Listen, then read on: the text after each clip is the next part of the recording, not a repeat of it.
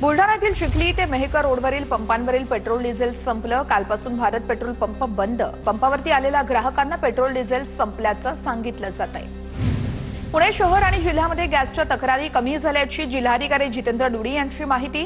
Online पद्धतीने घरगुती वाटप होत असल्याने तक्रारी कमी झाल्याचा दावा। मंगळवारी जिल्ह्यामध्ये 84,987 ग्राहकांची नोंदणी। नंदुरबार जिल्ह्यामध्ये एलपीजी गॅसचा गैरवापर होत असल्याने दक्षता पथकांकडून 30 ठिकाणी छापेमारी। जिल्ह्यातील 6 तालुक्यांसाठी 6 दक्षता पथक तयार। जिल्ह्यामध्ये 10,000 सिलेंडरचा साठा असल्याची माहिती। गोंदियातील सिलेंडरच्या अनधिकृत वापरावरती प्रशासनाकडून धाडी। आतापर्यंत 45 धाडींमध्ये 10 सिलेंडर जप्त। जिल्हा प्रशासनाच्या विशेष पथकाकडून धाडसत्र सुरूच। पंढरपूरमध्ये एलपीजी टंचाईमुळे रिक्षा चालकांवरती उपासमारीची वेळ। एलपीजीचा पुरवठा विस्कळीत झाल्याने रिक्षा चालक तासनतास रांगेत ताटकळत। गॅस पुरवठा सुरळीत न झाल्यास चैत्र यात्रेत रिक्षा बंद ठेवण्याचा इशारा।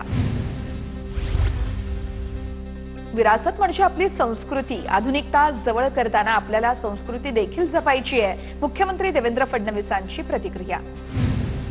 नागपूरमध्ये गुढीपाडव्यानिमित्त मराठी नववर्ष स्वागत यात्रेचं आयोजन। मुख्यमंत्री देवेंद्र फडणवीस यात्रेमध्ये सहभागी। फडणवीसांसोबत भाजपचे अनेक नेते यात्रेमध्ये सहभागी। ठाण्यातील कोपिनेश्वर मंदिरातून गुढीपाडव्यानिमित्त भव्य पालखी सोहळा। उपमुख्यमंत्री एकनाथ शिंदे पालखी सोहळ्यामध्ये सहभागी। भाजप आमदार संजय केळकर, निरंजन डावखरे आणि खासदार नरेश म्हस्के हे देखील उपस्थित। मुंबईमध्ये आज मनसेचा गुढीपाडवा मेळावा। दादरच्या छत्रपती शिवाजी महाराज पार्क मैदानावरती मेळाव्याची जय्यत तयारी।